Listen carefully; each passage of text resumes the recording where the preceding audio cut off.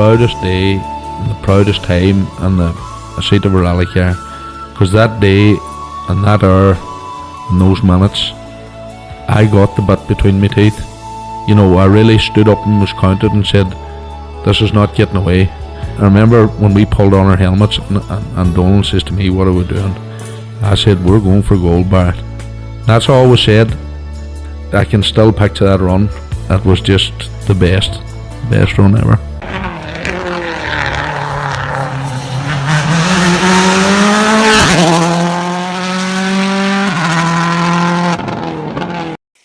Welcome along to Krunching Gears, the Rally Podcast, the 2025 season. And Connor, this week we're going to look back at the Laois Heartlands and also get a catch up on the WRC from some of our own talent there as well too. So, busy show? Yeah, absolutely. We had Pat O'Connor on COC last week, and what do you call it? He gave us a rundown of what to expect in the Laois Heartlands, and you know the club certainly delivered. That's for sure. I watched the live coverage there at the weekend. Shane Quinn stepped into Kelly and Andy's shoes and done a fantastic job. But each and every crew that pulled up loved the stages. You know, there's a wee bit of a fine dusty coating on them in the first pass, but they really just seemed to be just a real good day. You know, everybody seemed to enjoy it. No dramas, no fuss. A very relaxed kind of attitude from the club that was just seemed to be top notch all round. So I think just exactly what Raleigh needed. Yeah, absolutely. Look, you know, it's the perfect clubman event. Genuinely is. Nice, compact, what do you call it, great locations as in stages, and you know, relatively inexpensive. We know it's a very expensive sport, but you know, it was value for money from the feedback we heard anyway. That's for sure, yeah, that's for sure. So long may these mini stage format continue. Yeah, we're singing their praises high and low. And then also we've got a chance to catch up with some of the WRC talent. You know, we keep raving about it, but how lucky we are in this wee country, north and south, and what a time. You know, like Josh McErlean, the Rally 1 car, and then Jamie McMillan, then you know, engineer to one of the top drivers in the WRC. Like it is fantastic. This wee country, the talent keeps delivering. Look, absolutely. You know, we really do have people involved at the highest level of the sport, and not only that, they give us some of their time to bring us up to date and feed us, you know, the information of what's going on behind the scenes, and a great opportunity. You know, we're almost at the halfway point in the season, and it was a nice chance just to hear from Josh and Jamie how things are going for them respectively. Yeah, for sure. Yeah, but before that, we're going to hear from the Laois Heartland. You know, we speak to the top three drivers. You know, Colin O'Donoghue and then David and Richard Moffett. Like, you know, them two brothers they're a bit like their cousins. You know, it's very important to beat each other, but as well as to beat everybody else too. You have to tip their hat to these guys. The Class 14 cars, you know, they're not an easy car to run, as we'll hear, but it's, you know, I just think it's class.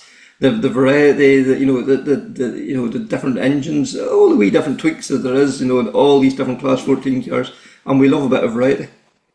Oh, we do, and we love a bit of competition. And what do you call it? Certainly, you know, Richard and David delivered, and two beautifully turned out starlets as well. Mm-hmm. You know, gorgeous cars to listen to and to watch on the stages. Yeah, and then Colin's Escort. You know, we've raved about it before. Like the sound of that Volvo engine, just something else.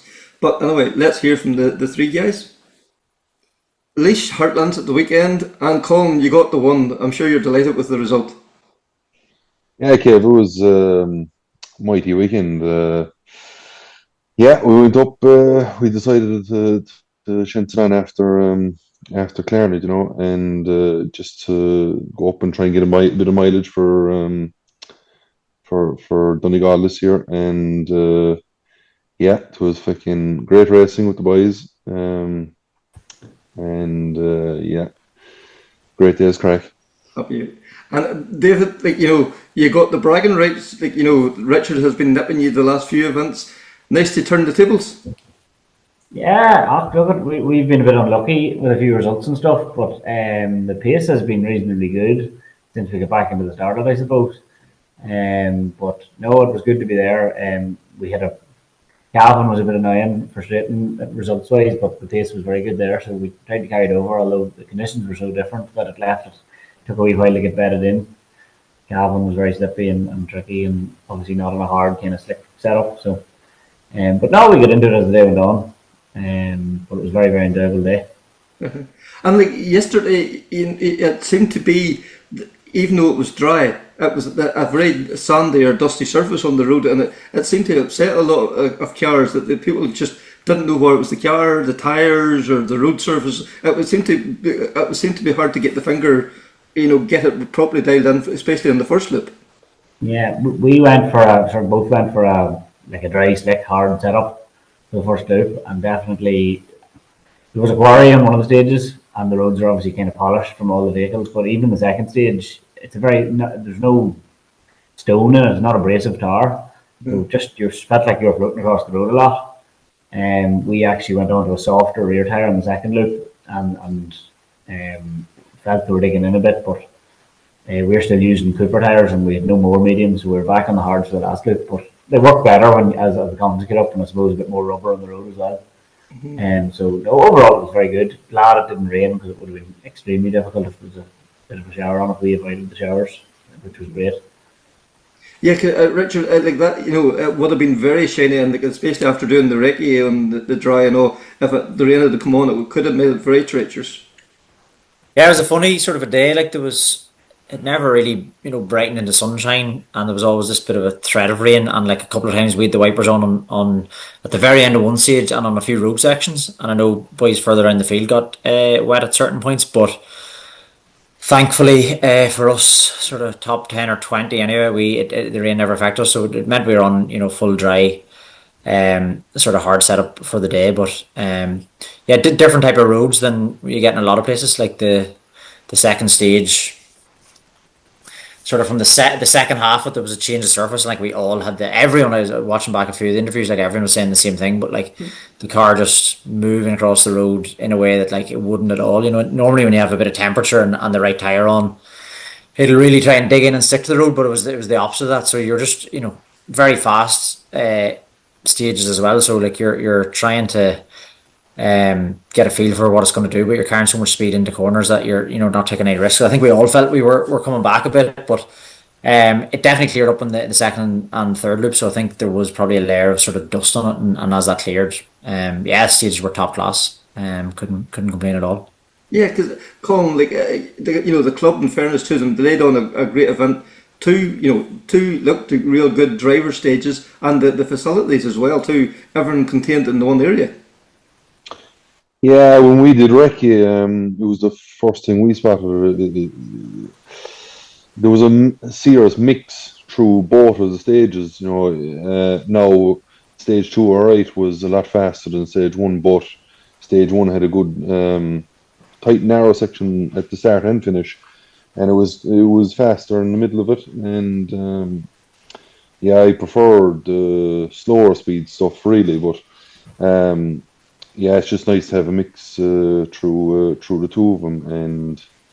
And the club put on a well compact event, and service was in Stradbally, where Electric Picnic is on, and sure, the room inside there was phenomenal. Now look, it was on, we were servicing on gravel, luckily enough, but if we had to use the grass, and if it was raining heavy, probably would have been a different story. But we were very lucky with the weather all day. It was small little sprinkles and stuff, but no, other than that, we got on good enough. Yeah, and I spoke to Pat O'Connor of the COC last week, before the rally, and kind of his way of putting it was like it was a clubman event organised by clubmen, and I think that shone through yesterday. It seemed to be very competitor friendly. Yeah, for sure. The only thing I would take out of it was it was 4 kilometres to the first stage, and half of that was probably through the town. So warming tyres, look, I know you're not meant to be doing it in the road section, but you have to get some bit of heat into them. And if that was wetter throughout the day, it'd probably be a bit more dangerous. So that was the only thing, was probably the only negative throughout the day. Compact loop of stages, sure, like you're only probably to the furthest part away from the stage 2 to service is probably only 10 minutes. which is you wouldn't see it in most events, Yeah, before I was never a fan of. I never had any interest in doing any mini stages. Really, only Kerry and Tralee. That's only because it's local. But went to Baltinglass last year, servicing two of the boys, and I just like, it's so compact and just so laid back, and everyone's kind of friendly, and you can do tip way. There's no hassle. So that's why we decided to go back this year and just chance it. But yeah, it is definitely something that we'll be looking into in the future.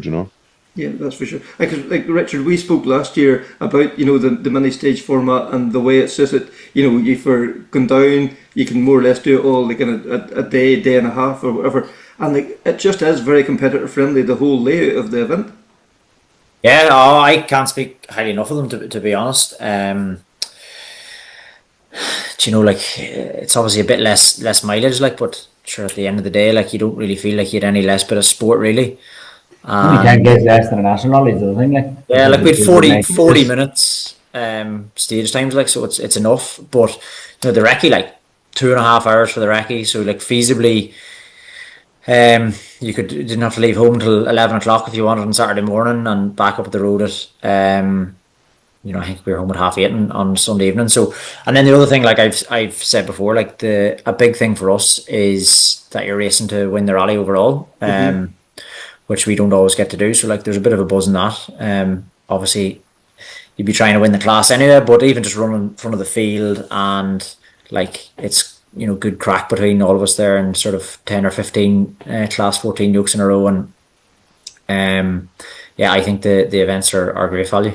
Yeah, because David, like yesterday, the quality of the field, huge numbers, but the quality was there as well too. And a lot of ones said, "Oh, that's the pre-Donegal thing," but it wasn't. There were so many guys there competing that are not going to Donegal as well. Yeah, quite a lot. I know Colin obviously and Mickey Carbon and Frank Kelly are going to Donegal. But I think out of the top 20, there's not an awful lot of others. No. Jono's not. Unfortunately, he broke down, and I don't know if any of us had the answers for him. He was flying in the morning.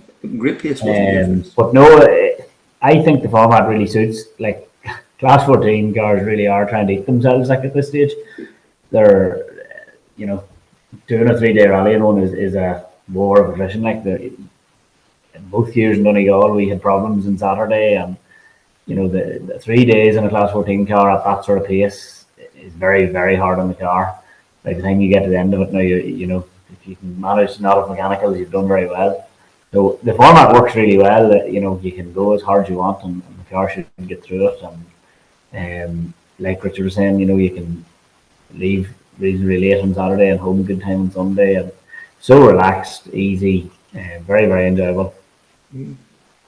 Yeah, because as I say again, spoke to Pat Connor last week, and the way that the three mini stages events are pulling together. If you go and register and compete in each of the three events, there's going to be a draw, and you can win €500, and there's going to be 3 prizes of 500. Like that's a fantastic initiative by the three clubs, and it's shown that your entries matter to them. Yeah, I think it's a massive thing as well. Obviously. Like even national rallies now, the sort of average clubman who does maybe 2-3 rallies a year may be struggling to get entries in them further down the field. The mini stages are a real opening for that, because you're taking out maybe 30 or 5 cars, possibly 40 in some national rallies. So it is really allowing other people to get a day out, and there's still great competition right down the field. So I think it's a great format. Yeah, because Richard, we've seen that as well too, that they opened up the event. I think they allowed another 8 or 9 cars to run, and that decision only come last week, and that again got more people competing, and maybe that guy that's only doing 1-2 rallies a year got him a chance to get out there and do the stages. Yeah, well that's a fair point. Like you sort of forget that there's people trying to get started in the sport or whatever, and it might be hard enough, but the demand there is, like, you're seeing 40, 50, 60 people in reserve these days. So definitely good for that, and we'd all be happy to rally away with no R5s at all. Because Colin, like, we all had to start somewhere, like, like the dreaded reserve list. And like, if you're not getting a chance to compete, it's getting harder to get off that reserve list because you can't get the result filled up. And something like the mini stages is giving you a chance to get out there and compete. And like, and that's what you want to do. You want to sit behind the wheel of the rally car. You want to drive down the stages. Yeah, that's for sure.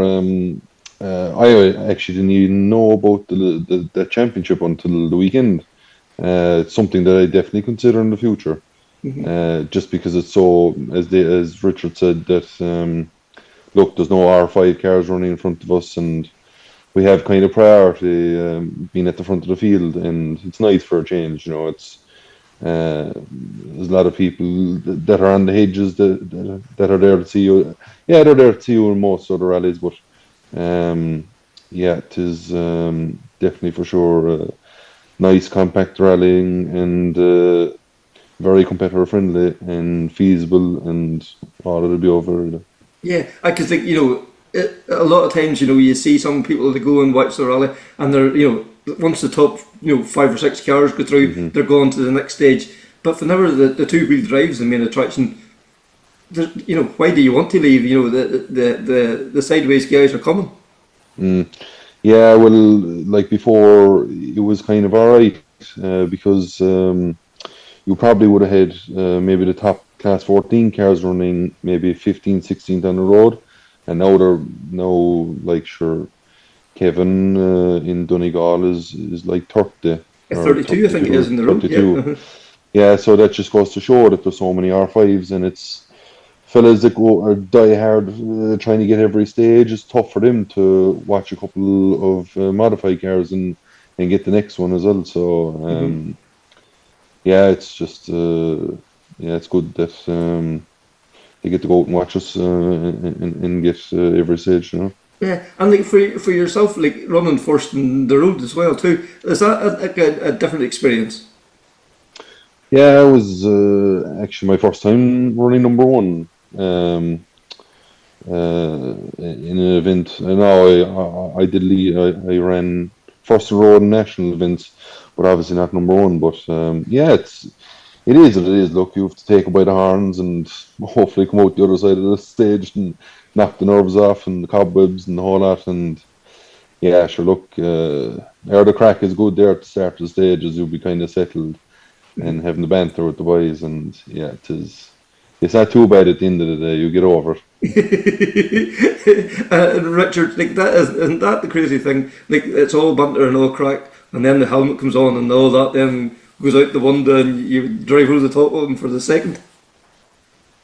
Oh yeah, well sure. Like I mean, it's only a hobby, like, so if we're not able to have a bit of a crack with it, then there's not much point. But yeah, look, when you put on the helmet and you get to the start line, like you forget about everything else then, and I suppose everyone's there, most people are there, wanting to go as hard as they can. So certainly the top 10 and beyond are probably pushing as hard as they can and seeing what the fastest man is doing. I know, like we had obviously won Bana there before Christmas, and when you've done that, like sure, second or third is no crack really, like, so even Colin has the onboard up there this evening, like, so when you see that, you don't even want to watch your own, like, because what's the point? There's you have another 5 or 6 or whatever it is to find. So the competition is class, like, but when you've 5 or 6 or 10 lads there that want to win and can win as well, I'm sure that's the only way to have it. Yeah. And can you like, do you watch the onboard and can you see where he's got that 5 or 6 seconds? Yeah, I saw it straight away. Yeah, kicking myself. We were a fraction off it yesterday, and I knew in places just hesitation. Probably in hindsight, with that long a service, there probably would have been value in watching, taking your in-car out and watching it, the middle loop or whatever. But yeah, watching while Colin and David's both, we had a bit to find for both of them by the last loop. But you can see it straight away. It's just commitment. It's just bravery. And the funny thing is, there's the next man's trying to find another few seconds as well, so it goes all the way down. But I can definitely see it for sure. Yeah. Seeing it's one thing, doing it's another thing. And David, like, would you be sharing in cars with Richard, or does that after the event but not during it? We watched Ronnie Martin pull ours out and had a look just at the first service, all right. And Richard would be in the area with us, but we actually, our notes would be quite different. Richard makes his, and I'm still using McErlean's pretty much. So we'd nearly be a grade out on a lot of corners, and it nearly confuse you to watch both. Okay. But you can see, and like even on Collins, it's only a hesitation. It's only lift a wee bit earlier, or maybe drop a gear once on the stage, and it only was a couple of seconds ever. Mm-hmm. But there's no time to be made really on square junctions or the slow cars. It's just on the fast stuff, and it's just a couple of small lifts. And when you're doing 100 and whatever miles an hour, like it's hard to find them at the same time. Hard to keep the toe in. Yeah, and then we were saying then about running so first in the road, or so high up the field. Like, there's no breaking points, there's no reference there, and that, especially on the first lap. Is that something you notice, or is that just you're so tuned into what's ahead of you? No, I wouldn't really ever in any rally be going by the sort of marks in the ditches or anything, or marks in the road, because obviously R5 cars and stuff, it's totally different. You have to find other markers, use maybe the arrows or see what you can see, because it's different sport. The biggest thing I've noticed is with the 4-wheel drive cars is there's no cuts. 0 cuts all day, where when the 4-wheel drive cars would be in the hedge at every, we did the circuit this year, it was unbelievable. It was pulled out on the road. And of course, if I know it was a Keith Cronin person on the road, if he goes in, everybody follows. There's a wet, mucky day too, which doesn't help. But it's fine for them with the 4-wheel drive cars. When we arrive, like it's a handful every time. Yeah. But no, there was none of that. It was lovely, clean roads. Now it was a very clean rally anyway, because there were sort of fast stages. There wasn't too many junctions and stuff, and there was nothing pulled out anywhere. But it leaves it consistent and more enjoyable. Yeah. So, Colin, you weren't taking any big major cuts in, so there was another 5 or 6 seconds in the stage, was there? Oh, there probably, if I had a 4-wheel drive escort, it'd be in the wall. No, they were, clean. Look, I try and stay in the road as much as I can anyway, but just in case you end up hitting a rock or something. And it is, they were very, very fast stages, and there wasn't much cutting to do. There was a lot of high banks and stuff, and very clean stages other than that, but happy enough. Yeah, and you talked, after Clarny about, the Michelins you had put on and how well they had performed, and did you stick with that tyre combination as well too, or did you find yourself, because of that strange surface in the road, did you have to change the tyres yesterday? So we actually just went for a softer tyre in the front, and we had the same tyre in the back as Clarny. Look, we could have went for a softer tyre with a different brand, obviously, but we're just afraid that it might burn off because the roads are so dry. See, where there was grip in places in the stage, you'd think it would go off, but then you'd want the softer tyre in for the slippier stuff. As David said there a while ago, that the medium worked better and it dug in a small bit more, but you'd be just afraid that it'd go to a small bit of jelly towards the end of the stage, But I was happy enough. We're trying different things out for Donegal and see would it work in slightly damper conditions, and I'm very happy with it, to be honest. Yeah, and the car, you said yesterday too, the car, you've been developing it now for over a year and a half now at this stage. Do you find that it's got to a good place now that you have confidence in it and it's rewarding you now as well? I do, but we still have little niggly stuff, stupid stuff happening. But look, they're just happening with most other cars as well. It's everyone can just do the same thing over and over again, but we kind of like to try and do something different if we can, But look, it seems to be coming good at the moment. Just we've only very, very small issues, nothing major that's putting us out of the event, touch wood.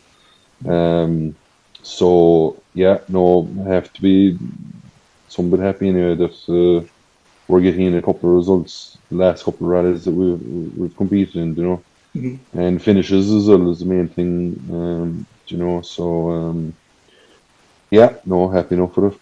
Excellent. And Richard, from your point of view too, like David said there, these Class 14 cars, because they're being on the limit and they are monsters. Like, it is hard to keep them going, and it is like you're probably never finished developing. There's always something to be worked at. Oh yeah, well, reliability wise, we had a fairly bad year last year with a couple of different things, and sometimes it's just bad luck as well. But we've had a reasonable run of reliability there now.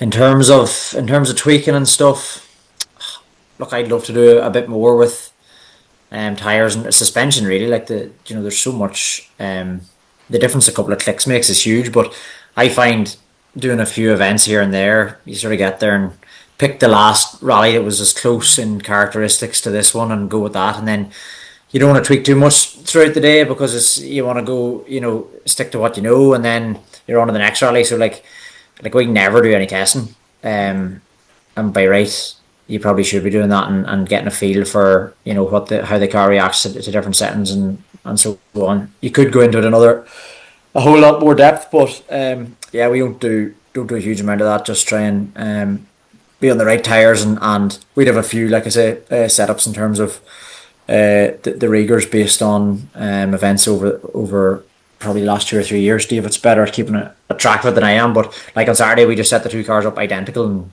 exact same tires and belt away. So you never know if you're exactly right or not, but if it feels good, you stick with it, and if not, you try and change something. And that's really about the height of the science that we're into. And do you feel that the same setup in the two cars works? That there's not a Richard setup and a David setup. You both have a similar feel for the car. I think there used to be a bit, but Dave, you sort of come to my way thinking a bit more recently, have you? Or I don't know. Yeah, as the results have improved, just stick with it. I don't know. A lot of it, I do think that with the amount of adjustment in them, a lot of it is just get in and drive and do, feel what it's doing. But then there's always the argument of could it be better? But we have an idea through Jerry of what Robin Perro's running in Killarney, and there'd be various bits of inputs, and we'd be trying wee bits, but it's only literally maybe 7 instead of 8, or they're generally within the same region. Gavin, we did soften it a bit because it was very wet and very bumpy as well, to try and get it to work, and obviously it was working pretty well. But I don't know. You could get into your head too playing about the settings. Because you're chasing your tail, especially on an event. You don't want to, too many clicks and go the wrong way, because suddenly then you're on the back foot. Well, exactly that, and we don't go out that often, so we usually just sort of stick with what we have. And the tyre situation is not great. We were using Cooper tyres all along, which we really liked, but obviously they're not available anymore. So we have basically run out of tyres. Like I say, we put the mediums on for the middle loop, and if you could have got new mediums, we probably would have put them on. But we ended up putting on the hards because it's all we had. So there's talk that there's going to be an alternative to the Cooper becoming available, but in the meantime, tyres are a bit of an issue. McErlean, like Colin's on, or Pirelli, really is the only option on those cars, and we've never really used either. So I don't know where we're going to turn, but that's probably part of the reason for not going to Donegal. Yeah. You don't have everything available to you. And does a brand of tyre make such a huge difference? To me, a tyre's a black round, but obviously there is a huge difference in each tyre. Yeah, more so. Well, in my opinion, the Cooper had a great range of options. We use a smaller tyre in the front and a bigger tyre in the rear, a 9-inch 235 tyre, and they had all the compounds in all the sizes, if you know what I mean. Yes. Where some of the other manufacturers don't have. McErlean have a big, that hard rear that Colin's on, but if the weather isn't as warm or is a wee bit damp, I don't think there is an option, Colin, am I right? No. So yeah, we tried to cut it as well yesterday, and it worked for some bit, but you're kind of taking a chance of small bit. But if if any bit of a drizzle, we'd have to go to a different brand, you know. Yeah, well, we from sort of last year, and then when we knew they were stopping making the cookers, we bought some extra ones, and then we have an awful lot there of sort of used but aren't actually that bad. So we've been all so far this year just done second hand stuff, with sort of half wear or 3/4 wear, and they're still coming back on and working okay. So we'll use what we have, but it starts to get limited then as you're running out. And obviously, the better the tyre, the more time is in it. Dad was texting on Sunday saying, buy the Michelins. But we didn't go down that route. But Richard, like it is, you know, that's probably where the mini stage format works, that you can, you know, use up them tyres that, you know, that's maybe only done a lip of stages somewhere else as well too, that maybe if you're in Donegal that you wouldn't be, you know, I'll stick on the set of Michelins rather than you know, putting on the Coopers that has already done a couple of stages. Okay, well, sure, it's a numbers game, really. You know, like like the 3 days and 20 stages, like is an awful lot more, and the mini stages, even 2-stage loops, allow you to maybe rotate a tire or whatever. You know, not that you don't want to be going, you know, doing serious rallying on second-hand tires all the time, but no, definitely. And like I'd say we're guilty of. I don't know what everyone else does, but like you see a tire half worn and you think, geez, I couldn't put that on. But the last while we have done a bit, and sure, there's still rubber on it. Like it's not, maybe there might be a few percent in a brand new tire, but they're designed to work, like, you know, right down to the wear bar. So yeah, we've done a bit of that. But like if they were available, sure, we'd be buying them. That's for sure. And we'll start wrapping things up then. Like you know, the result yesterday, fantastic and all. Colin, you're working towards the big one in June. Yeah, look, we'll work. We'll try and get the cars as close as possible to more or less brand new as we can. Double check and triple check everything. Yeah, look, it's my second time going there. Look, I enjoyed Friday. We only got half a stage on Saturday. We got 2.5 stages on Sunday. You can kind of say it is our first time going again this year, but look, we'll just go up and try and do what we can. The Sunday lakes and yesterday's, I'll just try and chip away, and that's all we can do really, and try and get as much knowledge as we can as possible. And as the boy said there a while ago, it's very, very hard in them cars up there to try to do 3 days. I had problems yesterday myself, and yeah, sure, like there was only 6 stages, like, you know, so it is a gamble. Sure, look, you won't know if you don't try. So yeah, no, really looking forward to getting up there and getting the buzz back. We enjoyed the buzz last year, so that's the only reason why we've said go up again this year and try and work around it, you know. So yeah, really looking forward to it. Very good. And David, you submit the decision you're not going to go this year. Like as you said earlier, like it's 3 days, 3 hard days, and it's tough in the car. Yeah, look at it. It's a massive commitment on time and money. We've been the last probably 3 or 4. I've had a fair bit of success. We got third last year and the year before in the national. I feel a wee bit as well, like when you've Kevin Gallagher and maybe, well, no Declan this year, but Declan, maybe Tourish, even those sort of Donegal men are very hard to race. And anyway, we just decided with a mixture of everything, we'd give it a miss and try and do a few other events this year. The likes of Laois, like we probably wouldn't have gone to Laois if we were going to Donegal, because you'd be prepping the cars and getting them ready. And like last year, we changed the gearbox on Saturday, and like there's always stuff breaking. Like you'll not get through Donegal without needing something replaced. Certainly if you're going somewhere near the pace in class 14, like. But I have had good enough success. Richard was very lucky in the sort of, in class 13, like he had a couple of great years, but in recent times he's had no real success with various issues. But anyway, for this year we give it a miss. I'm sure I'll be kicking myself when it rolls around, but the decision was made in February and we stuck with it. Yeah. And any thoughts of where next, or just wait and see now? Both hoping to go to Wexford for sure. I think they're putting the prize fund on again, so we'll give that a rattle. And before that, I don't know, Richard's local rally is the Down Rally now. He's living down in Lisburn, so we might go to it, and I don't know if we'll see if we can fill anything else in. But haven't really studied the calendar, don't know. Other than Wexford, we don't have much plans. But we don't really make plans, take it event by event and sort of see. Richard, the same thing to yourself then. Like, yes, you'll be disappointed not to go to the hills, but at the same time, you can probably do another 3-4 rallies this year. Yeah, well, I don't know if I'll do 3 or 4, but yeah, my sort of thing was it's just like, sure, like Donegal is the best when it goes well, but it's also like you have the most to lose in terms of the time that's gone into it, and like I'm not doing any of the prep myself really, but like it's just time, effort, thought, money, all of it, and I got a real bad sort of sickener of it the last 2 years, where it was sort of all over on Friday, both times. Saying that'll go back sometime and hopefully have a good weekend, and then it'll be the best thing again. So I will miss it. It's class, and it's always the sort of pinnacle of the year most years. But yeah, look, we said we give it a miss this year and be back at some point. And yeah, same as David, we definitely go to Wexford. It didn't suit me to go to Wexford last year, but it's a rally I've done a few times, and it's a really, really good event. Very competitor friendly.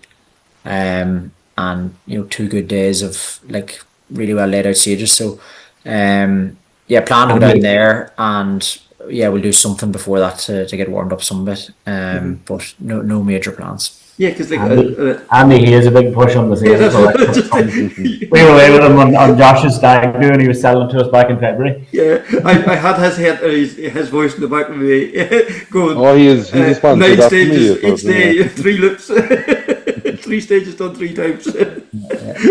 He's got the sales pitch off to it. Yes. And Richard, I suppose I think the last question to yourself, like David mentioned there, the Down Rally. I think it's probably one of the most underrated tarmac rallies in Ireland. You have fantastic stages, very competitor friendly, and you're doing Hamilton's Folly and this year again, I think as well. And the stages up in that area are they're probably some of the best in the country. Yeah, well, as Dave said, it's actually I live in Lisburn now, and the in-laws, it's the Bucks Head stage is right close to where they live. So I just did it 2 years ago. I had never done it before, and it was a great rally. Like now, it doesn't pull the entry that it should. There's I don't know what the disconnect is, but like sure, all the fellas around Monaghan, Cavan, even Donegal, like it's far closer to go to do Maiden City or to do Cookstown or the Down Rally than go way south, but. There just doesn't seem to be that crossover of people going north to do events, but that was the first one I'd done. David's done a few of them, but it was brilliant. But like there was no, I think maybe Damien Toner was there, and that was sort of it in terms of modified top base. But yeah, I said we'd do it again. Really good stages, like you say, and middle of the summer you have a chance of getting a bit of weather, and very, very easy sort of low stress day out. So we'll do that for a bit of a warm up. And I think that's in July, so it's probably 6 weeks before Wexford or something like that. Should leave us reasonably fresh, and we'll go to Wexford then. So thanks there to the 3 lads there, and best of luck, Colin and Donegal. So then WRC, Connor, like as you said earlier, we're almost at the halfway point. It's crazy that the year's tripping in really quickly. Yeah, it is. We're looking at 14 rounds this year, and it is mad to think, number 6 is done and dusted, and we're a couple of weeks away from round 7 in Greece. Yeah, it is. I just can't get my head around it. I think we're only probably about round 3 or 4, and it's going to get very busy over the summer. They really do start to roll into each other, the events. Yeah, and they're the fast events and the hot events as well, from just ambient temperature wise. So, they're tough on the crews, those events. And we're hoping this is the resurgence maybe of Hyundai, particularly for the likes of Tanak. He's into more familiar territory where we know he's fast and he's quick and he can get the most out of the the I-20. So, be interesting to see how it goes. That's for sure, and then you get a chance to catch up with Josh McErlean. Josh has settled in really well to the Rally 1 car. Like, he had a fantastic result there in, not in Sardinia, but the event before, Portugal. And, somewhere he was familiar with I just thought his performance was exceptional. And he really looks as if he fits in there. You see that, those wee behind the scenes videos they do, and the days leading up to the event, and he seems to have a great rapport with the rest of the drivers there and all too. And I just think it's class. The wee man from Korea is just slotted right in there. Yeah, look, he looks at home now. Yeah, and I'm sure it was an absolute shock to the system for him to be there. And at the beginning of the year, Monte Carlo, standing amongst, sitting beside, the Rally 1 guys and some ex-world champions there as well. I'm sure it was just nuts for him, a pinch me moment. But I genuinely think he is settling in very well. Look, there's still a lot to learn. There's a lot to do. It's a very, very busy role. And this is some of the things I got the chance to, explore with Josh, just to see how is he fitting in, how is he finding it. Yep, and then also Jimmy McMillan, the engineer on Oit Tanik's car as well too. And as you say, the resurgence of Hyundai, yes, they took a bit of a wobble there on the tarmac, but the gravel seems to be where they're at. And just to listen to him, they are closing down every fraction of a second, don't they? Look, that's it. They are keen. From Oit's point of view, he is keen to be world champion again if he can, and he is pushing hard, and the whole team are pushing hard behind him to get that car as to its optimum. Yeah, that Oit can feel really at home and get the results out of it. And look, we have seen that car lead on a couple of events already this year. Just unfortunately, either little technical issues, gremlins, or something breaks, and that's the end of that. Mm-hmm. So I suppose they're all hoping, we're hoping, they got a few clean runs and some good results on the board and open this championship up again. Yeah, because even listening to Jamie, the way he tells what's happening, it's so you just know it's going to be a very methodical process, and it will be done, and it will be done right. That's it, and that's what's demanded. Hyundai are demanding that, Oit's demanding that, Jamie himself's demanding that. He's a perfectionist. He is. He's looking to get the best out of that car, to get all the answers, to make things right, and for it all to come together as a package and work. Yeah, that's for sure. That's for sure. So first of all, let's hear from Josh, and then that will roll into Jamie. So, Josh. What's it like genuinely, to go from Rally 2 into Rally 1? This, I was thinking about it earlier, and there's 11 people have walked on the moon.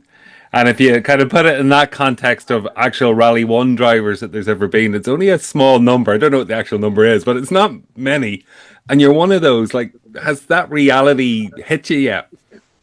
Yeah, I think slowly but surely it hits, but every now and again you have to step back and honestly realize where you are, because like you said, there's only so many people in the world that get these types of opportunities, and to be one of them in this year's World Championship is quite incredible. And to be with Ford M Sport as well, with the likes of backing from Red Bull, it's massive stuff, and it's very cool at the same time, but it's still work after all, and it's rally, and it's A to B as fast as possible. So you try to keep it as simple as possible.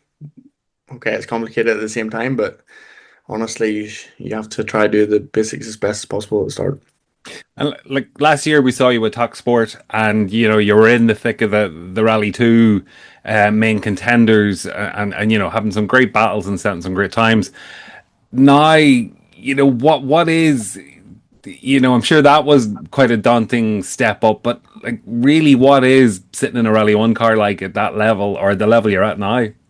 It's a different type of clientele. You're standing shoulder to shoulder with world champions. There's 4 or 5 there.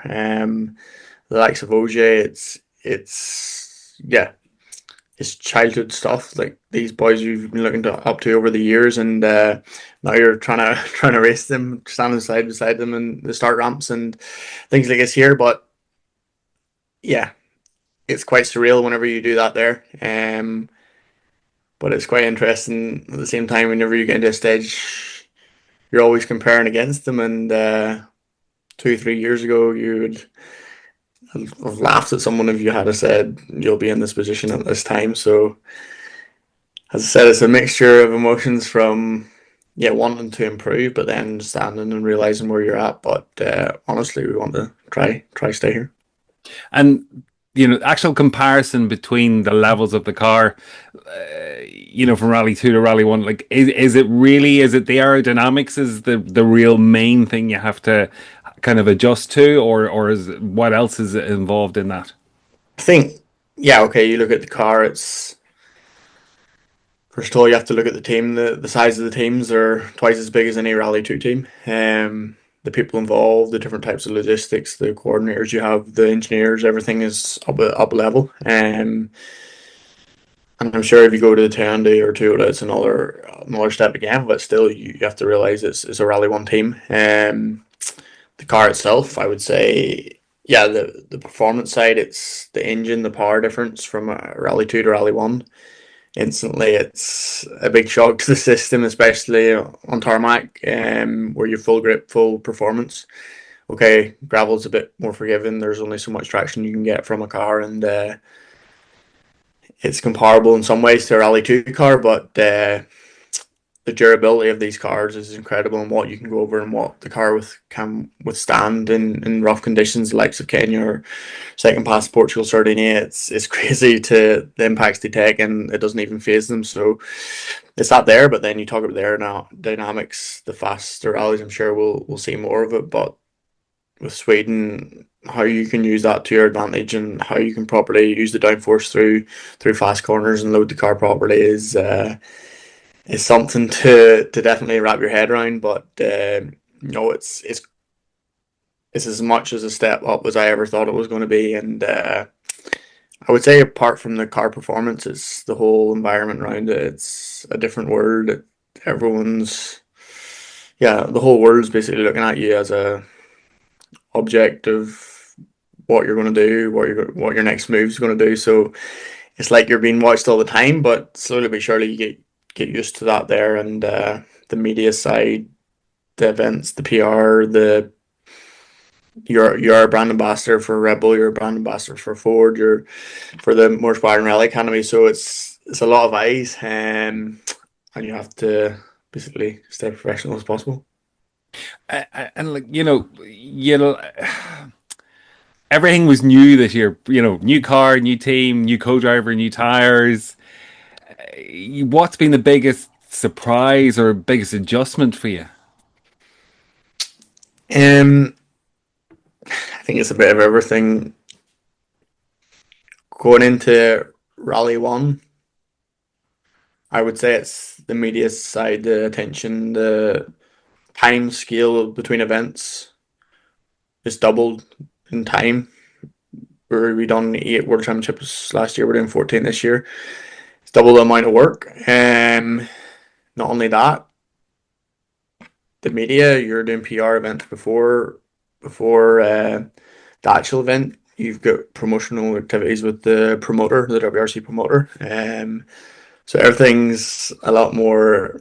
Yeah, the time schedule is a lot busier.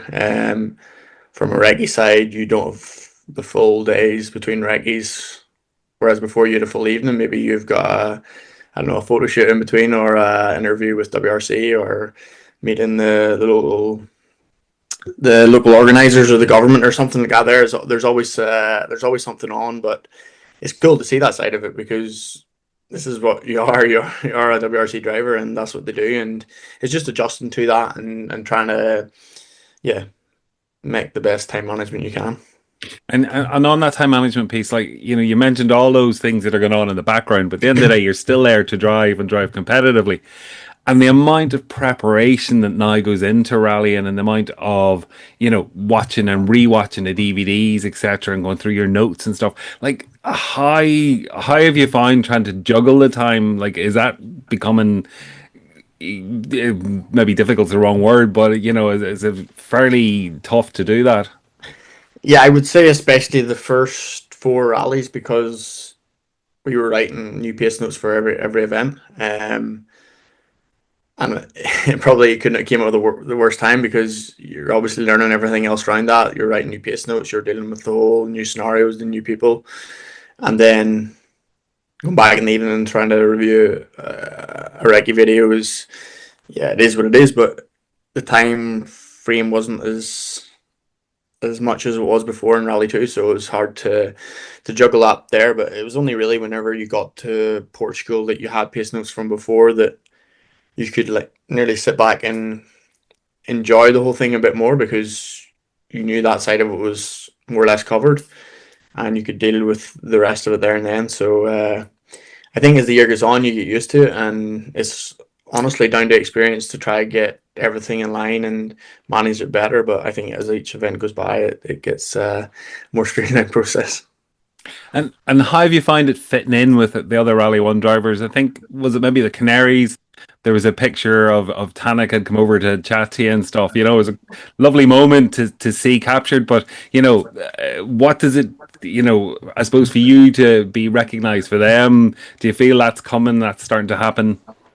Yeah, honestly, I think at the start, I think it was the ceremonial start of Monte Carlo, we were in the stage as a meet the guest interview with OJ, Robin Pera, and Neville. So we got 3 world champions, and then there was me making debut Rally 1 in Monte Carlo. So yeah, this came a bit from then, but no, they're normal guys. Honestly, you can talk normal to them. Rallying's rallying, but they still have a personal life. It's their job after all, and no, they're sound, and most of them you can get on with and have normal conversations with. And yeah, it's nice to hear them obviously talking to you. And like Sardinia after the first stage, I think it was OJ was like, "Whoa, we're getting close now." So it's nice to hear this from them, but you can still take so much from these guys and watch what they do between stages, or it makes it more relatable now that you're in that environment, what they do and how you can learn from them. And, you know, obviously now you really do have a teammate in Gregoire. And, you know, we saw before where the two of you were swapping setup ideas and stuff, trying to get the best out of the Puma and working together. But at the same time, you're also competing against Gregoire. And, like, how are you finding that kind of balance in the relationship? Yeah, I would say Gregoire's a good guy. He's always pushing for what he wants. He's looking the best out of everyone in the car, which is completely understandable. We work together quite a lot. Everything's open. It's not like it's hidden behind the scenes or nothing shared. It's quite open, and the same with Martins as well. So each day as testing goes on, everyone's trying to improve it and take it a step further. So we're all in quite similar setups. It's not as if someone's got a big step in front of someone else. So it's nice to have that there. And also, he's done a year in Rally 1 now. He's been through the rookie year as such, and I think you can still learn things from him, from small details of what he's learned over the car or the team in the past few years. So it's good to have a nice relationship with him, and yeah, obviously race him as well, because he's in the same package, everything's more or less the same. So to start off with, I think you always look to see your performance against your teammate, and it's not been actually so bad this year, so we can take a lot away from that. And we got, you know, this is a learning year for you, and really at the end of it, what are you looking to get, or what do you need to get out of this year? I think you have to treat each rally as a new experience, a new learning experience, and an opportunity to make progress.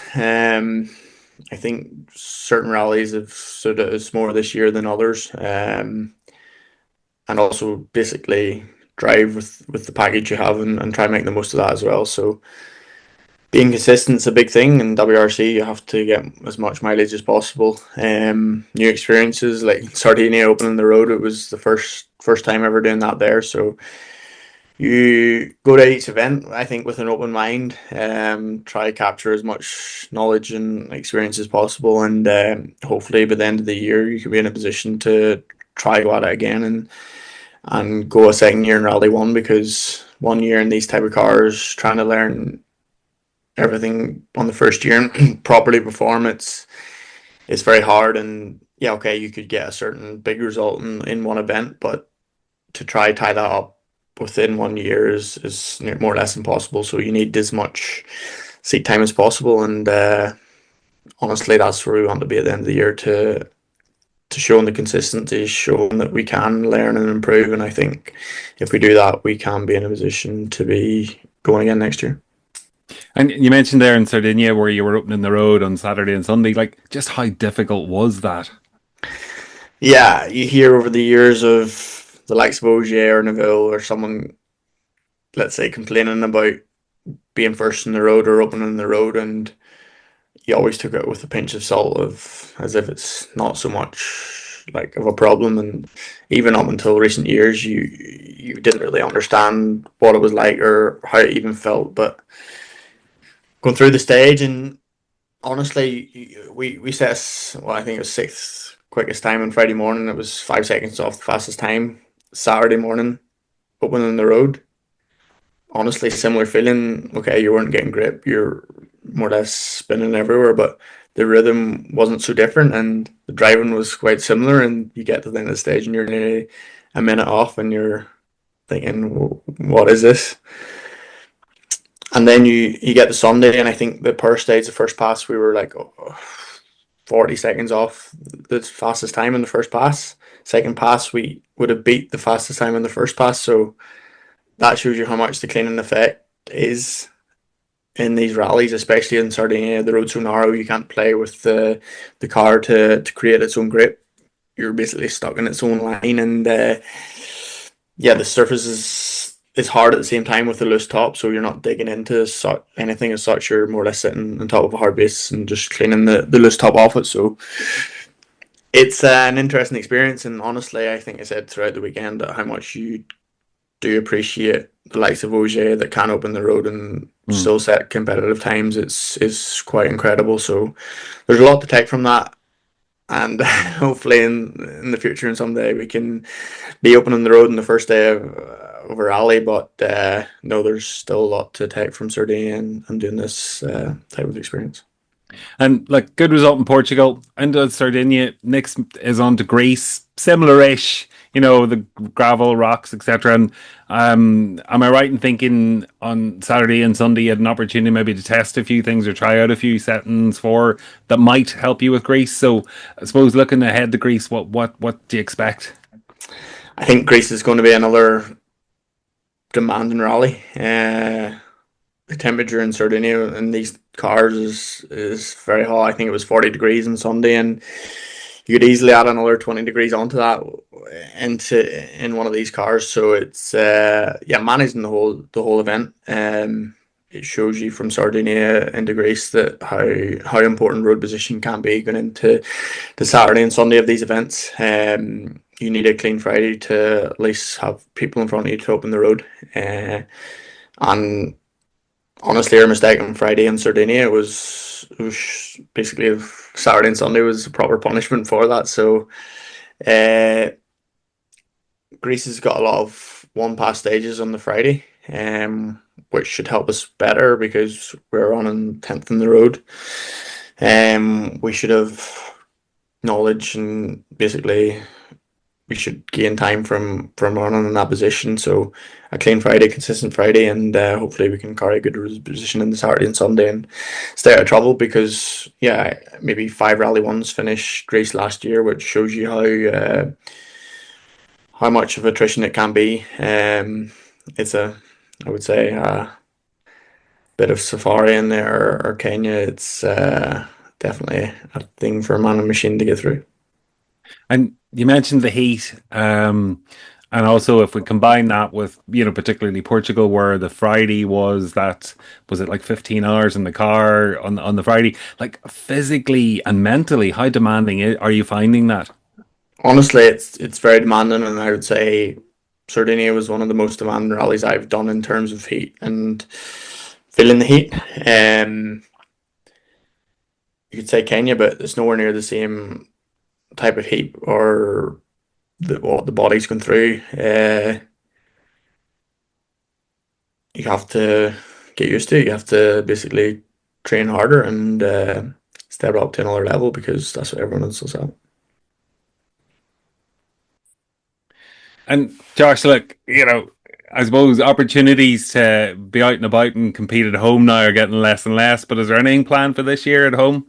Yeah, it's you see the entry list for Donegal and you're like, and that would have been nice to be part of. But no, it's good to see the big names going. Obviously, Hayden Paddon, John Armstrong, and all the locals. Callum Devine will be a hard man to beat round there, so it'll be nice to follow that race. But yeah, we've got some event with Red Bull Ireland in Spike Island. It's Red Bull Drift Pursuit, and it's nice to bring the Puma back across to do some show with Irish drift fans. So it's nice to tie in the link with Red Bull and M Sport, and yeah, also the academy as well, because all these partners are a big involvement in the project, and it's nice to come home and do something like that.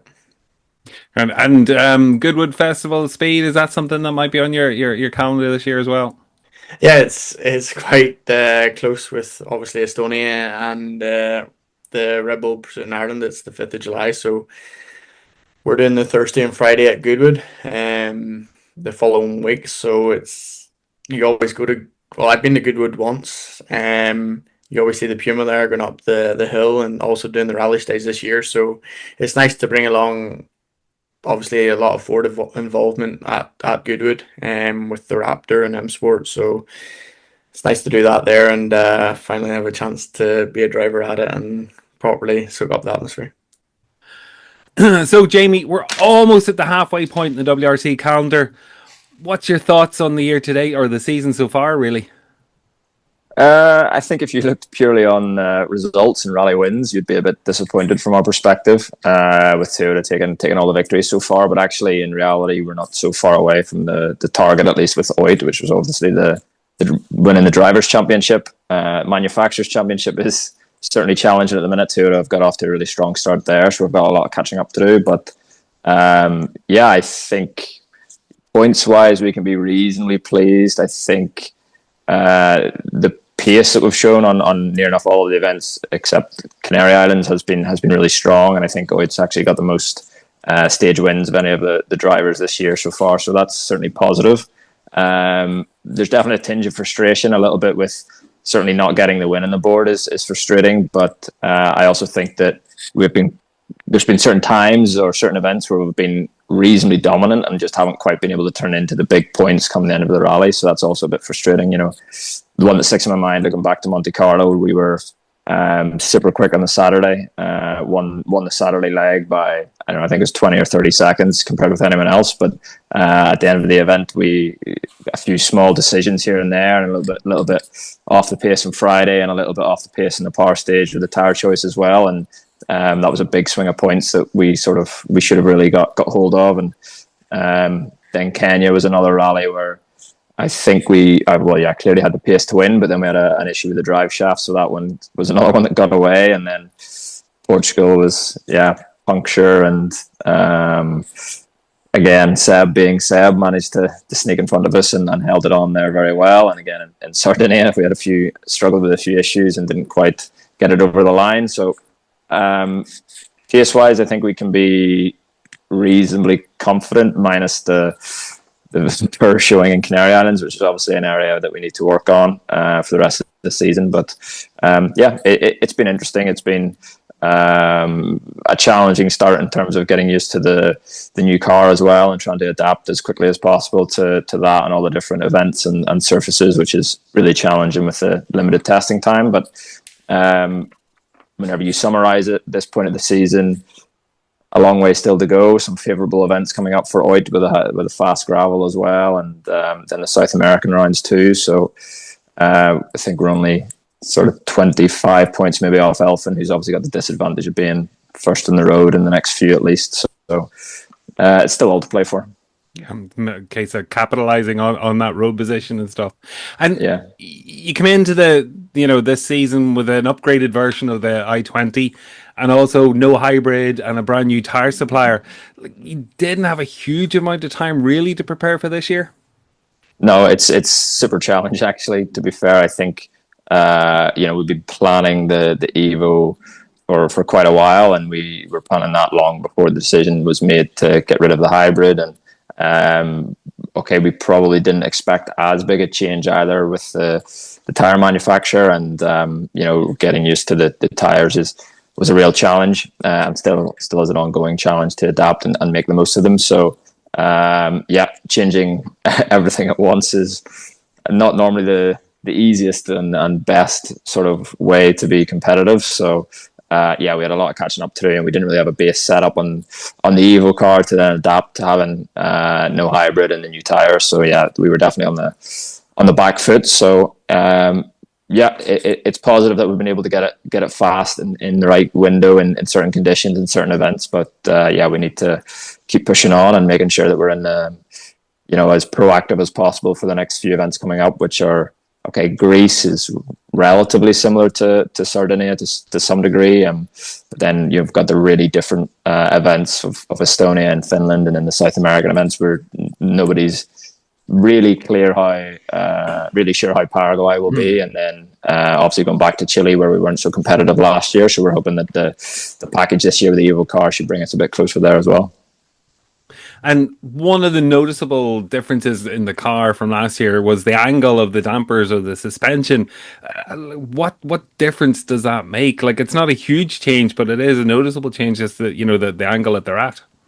Yeah, it's a full package, really. I mean, changing those, we also changed the design of the damper internals, so we're trying to reduce friction as much as possible in that area. And then it's also a bit of a compromise between what you want the car to do in terms of how it moves kinematically. So that opened us up to a few different options in terms of the combination of the sort of squatting at the rear and the lift, and then the dive at the front, and then the lifting at the front as well. So all those things sort of put us into a slightly different window where we could make the car work a bit better. And that was the target, and it was combined with the design of the suspension on the outboard side as well to try and reduce the weight as much as possible. So we got quite a bit of weight out of the suspension with the design, and also on the body shell side. So lots of small things that we're sort of pushing in the right direction.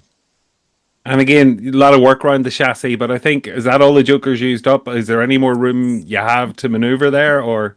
Yeah, we have one more. So I think we've put in an option for that to be used later. Well, from 1st of July, I think. So probably not going to be chassis related, but we'll. You'll find out in a few months where we're using that one. Might be obvious from some people from the outside looking in, but we're working on stuff still in the background. Yeah, and we mentioned the fact of new car, but in Safari actually went back to last year's version. Any particular reason? Is it just that reliability because it's a tough event, or was there other considerations behind that? That was the main thing really. There was a combination of different things. Certainly, reliability wise, when you've been to Safari and you've used that car there before and to some degree reliably, then you can definitely trust it a bit better. And also being so early in the season and Safari being such a unique and brutal event, also comes down a little bit to parts supply and how much we had available so early in the new year with the Evo car. So I think in hindsight it was probably the right decision. We're still learning a lot about the Evo car and its reliability on certain events. So I think in the end it was the right choice. But now we've stuck with the Evo, and that was always the plan, to be honest. Even from November, December last year when it was being talked about, we sort of said, we'll bring it in here and here for that's where we think we can get the performance, and there's less risk of reliability. And then Kenya was one that always sort of stood out in terms of needing something slightly different and fully maximizing the performance. So. Good. I think, Kevin, you've got that awkward question about the Canaries. Yeah, we've seen. You said it was a struggle for you, but it's probably such a unique event. We've never had a proper in years a real tarmac, no cuts, really smooth tarmac. Is this a blip, or do you see? Is there a concern on tarmac? I hope it was a blip. Sure. Fingers crossed. Yeah. No, like you say, the cars haven't been to that real smooth racing tarmac in quite a few years, I guess. Like Catalunya 21 off the top of my head was the last sort of time we run that sort of a surface, and even then it wasn't really the same as Canaries. It's such a unique event with really long corners, and you really need to have the car working so well for you to get the tires to work and also to get them to last through the stages.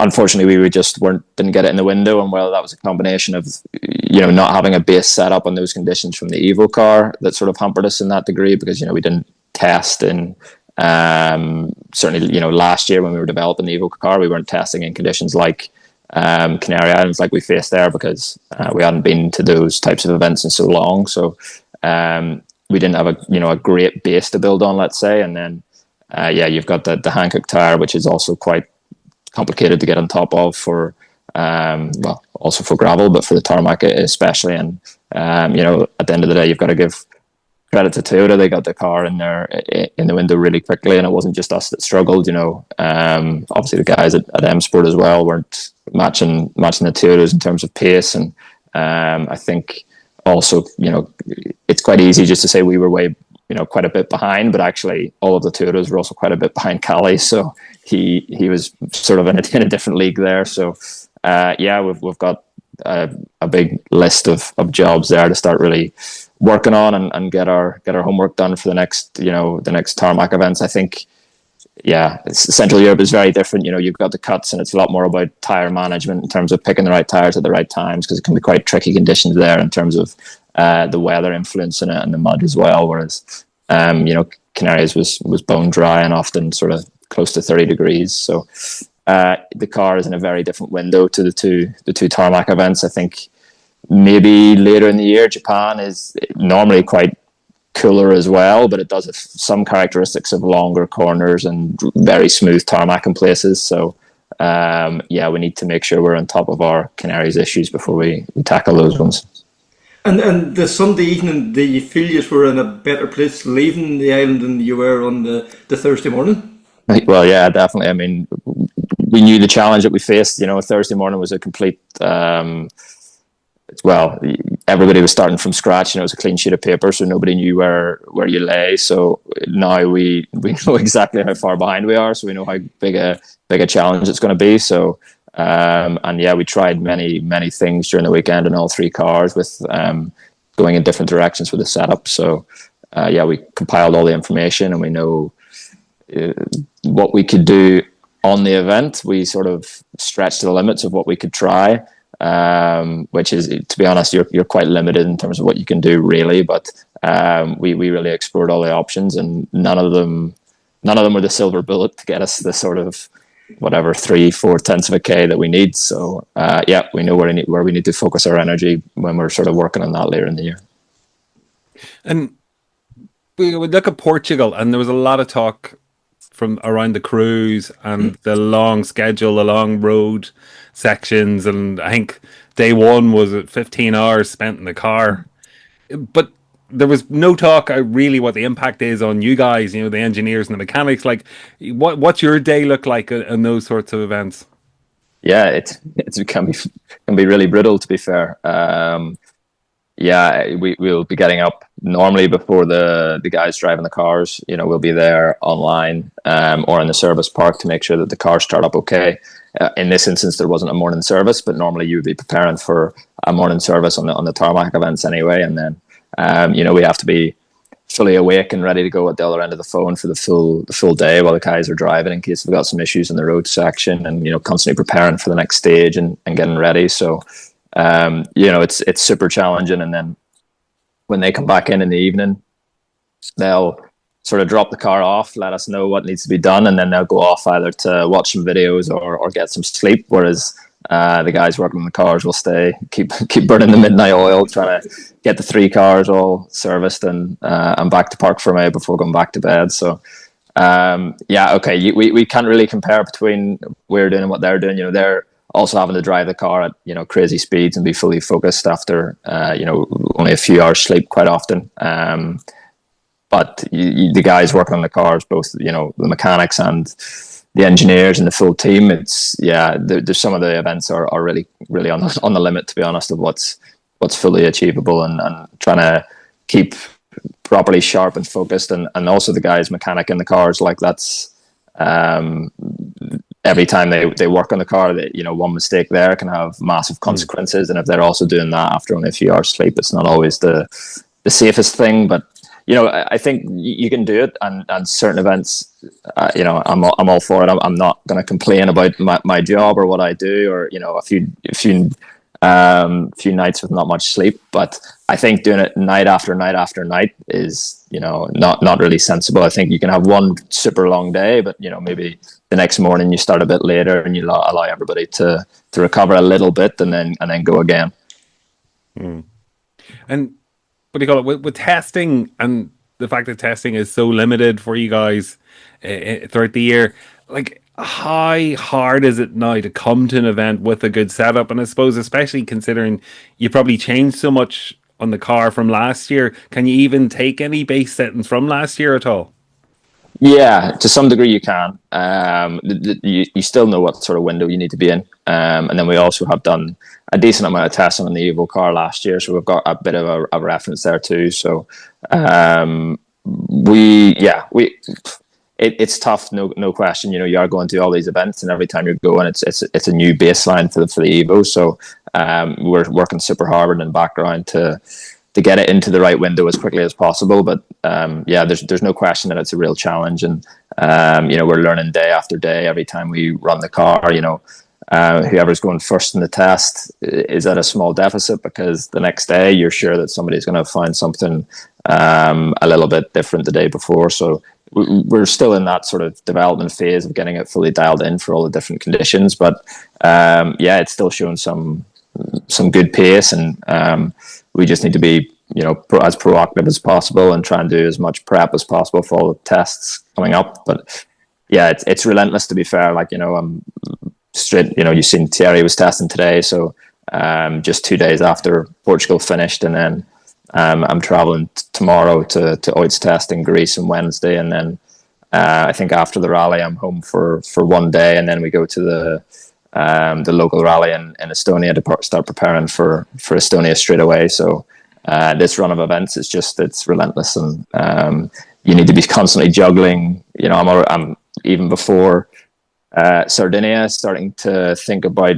Estonia setup and trying to get some things in the pipeline for that. So it's all about managing those things, and it's a very intense part of the season coming up, to be honest. So we need to try and be as well prepared as possible. And Jamie, I think I always looked at it and seen, their dirt fish now are going out in the morning, chatting to the drivers before they start, and they're watching, whoever's first in the road, they're watching to see how, the conditions on the road. As an engineer, do you be watching that? And is there any telemetry fed back from, OIT's car to the service area, or is it just watching all that's going on? We'll all be watching. So normally I'll have the split times on my screen. I'll have the live TV feed, and then I'll have the GPS tracker as well, just to see where all the cars are and how far through the stage they are. And at the start of this year, they introduced some limited telemetry, so we get some communication live with the car, and then we also get we can pick the feed of that car, as long as it's transmitting to the plane live, so it's three cars at a time. We can see there 3 different cameras, and that's quite good, to be honest. So you can even on the power stage in Sardinia, for example, we had OIT's permanent onboard on one screen, and Seb's on another, and I think it was Callie's on the third screen. So as soon as I seen in my GPS tracker, I seen Seb that had went yellow, that he'd stopped. I could see on the screen that he was in the bushes, and then I was like, okay, 17 seconds. But he got away with it on that occasion. But normally the main thing would be just be watching for is on the live screens, if somebody's had a big moment or a big rock is on the line, you just try and get that feedback or fed back to the crews on the start line as quickly as possible. In terms of the data, it's interesting to see, and you're watching it, but there's not really so much you can really do about it, not once they've started the stage. So we can see their tire pressures, for example. So also on Friday afternoon in Portugal, whenever Oit had his puncture, I could see that first of all the split was a second slower than I was expecting him to be, and then when you looked up at the screen, you could see the rear left was at 0 bar or whatever. So there's little things like that are actually quite interesting this is the first year they've introduced that, but we don't have full access to it. It's controlled by the FIA. So yeah, we only get our individual data of the car whenever it comes back to service. And then just a thing that was picked up then, like Josh McErlean was running first in the road at the weekend then because he went off, and he was saying like, how much respect he had now for the guys who were running at the front, the top guys, and he couldn't believe the difference in road positions. Is that something you just have to factor in then when you're setting the car up for the next day? If there has been a problem on the Friday into Saturday, is there a change in the setup from running first in the road to running 7th, 8th in the road? Yeah, absolutely. No, that's a big thing, to be honest. And, it also falls into tyre choices, another big one. Quite often you'll see the guys further down the road might opt for more hard tyres, whereas the guys first in the road can normally easily get away with running softs, or you're going to maximize your grip as much as you can in terms of the car setup whenever you're running first in the road. And especially in these run of events, on certain other events or certain types of stages, maybe it's not such a big effect, or if it's a really hard base, then you may not go into the window of changing things first to fifth in the road. But definitely, Portugal and Sardinia, maybe even Greece as well, you need to be really on top of that. And it's quite common that the guys in the same team, they'll communicate and they'll say, yeah, well, if I was in your road position, I would have done this, and that, and vice versa. So no, it's quite common, with the tire choices and the setup, so you have to adjust them for that. Yeah, and then like the temperature inside the car, from the Rally 1 cars come out at the start, maybe that was something to do with the hybrid. No, there was a lot of murmuring about the heat in the car, and we've seen this year Toyota changing the colour, the summer wear. Is that still a factor, or has it been engineered to a lesser degree now? No, I think it's still a big factor. To be fair, if you ask any of the drivers or co-drivers, I think they're still struggling with it. But I don't know. I don't think you ever get used to it. I think the guys, hats off to them. What they do is incredible, and to stay focused as well. And it's like, I think in Sardinia, one of the afternoons, it was 40 degrees ambient temperature. So when you're in a car for that length of time at those sorts of temperatures, it's really punishing. So fair play to them. I mean, of course, the teams have spent quite a lot of time. I assume Toyota as well, but certainly M Sport and Hyundai spent a lot of time trying to put in as much heat shielding as possible, and to try and protect them from as much temperature as you can. And at the end of the day, it does.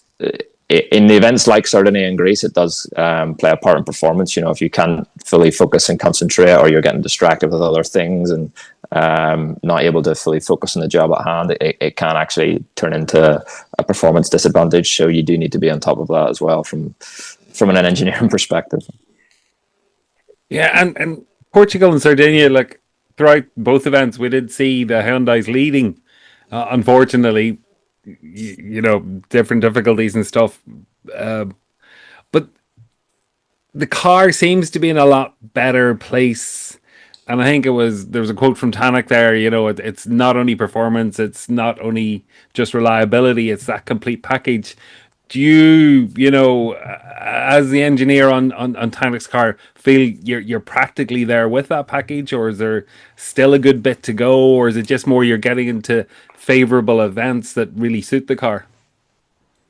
I would say it's constantly a work in progress. I think you're constantly chasing perfection. You have to, and that's also all the engineers across the service park, I'm sure, are doing the same thing, and all the drivers are as well. So as soon as you get, you fix one small problem, then they focus very hard on something else. So then your focus shifts a little bit, and you have to work on that a bit harder. And it's not easy to put the full package together. And like you said, it's a combination of reliability and car setup, and managing the risks and putting a tire in the right window. And there's so many factors that all play into that. So it's not easy, and I think when you're coming to the same event year after year, if you've got the same car year after year, then it's a bit easier just to throw on a setup from before, and you'll be more or less in the window, provided the conditions are the same. Whereas now, we're still sort of learning every event. So no doubt we're a little bit on the back foot, but we need to be just as well prepared as possible. And it'll be interesting, coming into some new events towards the back end of the year as well to see. We need to do our homework on them to try and get a bit of a head start on Toyota. Paraguay is very specific, and Saudi Arabia at the end of the year as well is going to be a real challenge. So we need to sort of try and fully focus on those ones as well, and try and make sure we're the guys who are ahead of the pack there. And does the engineer in you realise that? For sure. Yeah, for sure. And that's also where it's good to work with somebody like Oit. There's never a moment where I'm going to an event thinking, it's perfect. It's gonna be sorted. That's it. Even if he's, to be honest, in Portugal, I think he would have, without the puncture and the power steering issues, I think he could have won the rally by 50 seconds, but he still wasn't happy. He was still, fully focused on pushing as hard as possible and making the car a bit more comfortable for him. So, it's not only about pace either. At the end of the day, you need to make them comfortable and allow them, or to sort of give them the car that they can be fast and also feel like they're managing the risks. And I think that's where I guess the Toyotas in particular, Seb is very good. He can, or at least from the outside looking in, he can be very fast and has the ability to manage the risk to some degree as well. So that's what we have to work on with Oit, and it's a constantly revolving challenge. It's never easy. He's always pushing us hard. So that's all part of the challenge, and I guess you could say part of the fun of it, if you would call it fun. But but then I suppose you revolve that on him. You're getting the solutions he's wanting, so that's pushing him, and the cycle continues. Yeah, exactly. And Jamie, you mentioned about getting the tires to work. Obviously the tires are what they are. You're given a tire by Hankook. You've no input into the manufacture of that. But from an engineering side, what can you do to the car to get better performance out of that tire, or is there much you can actually do? Yeah, I mean, everything you do with your car setup, ultimately it's going to influence how the tire reacts with the road and how much grip you get out of it and how you wear it. So everything we do will have some impact, and I think it's not just the car either. It's also the driving style and how the driver can get the tire into the right window in terms of how he's loading it going into a corner, and is he braking fully in a straight line? Is he braking while he's got a bit of steering input and he's really braking into the corner? So those really subtle differences in terms of driving style actually have quite a big impact on what the tire is going to give you and what the feeling is like. So then you sort of adapt your setup to both the driving style and what works best for the tire. So that's all part of it, to be honest, and it's something that we need to sort of keep focusing on these gravel events. And this afternoon, the bodywork regulations came out for 27. Have you had a chance to have a look yet to see what the impact is for you guys? I had a very brief scan in amongst sort of tidying up stuff from Sardinia and preparing for Greece tests. So honestly, no, I haven't spent too long focusing on that side of things. I think my priority at the minute is this season and this championship, and at least from my side, I'm not looking too far down the road to 2027. There's other guys at the company, other engineers and designers that will have picked them up with a lot more interest than me at this moment in time. But for the moment, I'm fully focused on the next few very busy months ahead. So thanks there to Josh and Jamie, and best of luck now for the rest of the season. So that is the latest episode of Krunching Gears. Please like, share, rate, subscribe. All those things we keep saying make the difference, and you should continue to do so. Until the next time, take care, speak soon, and bye.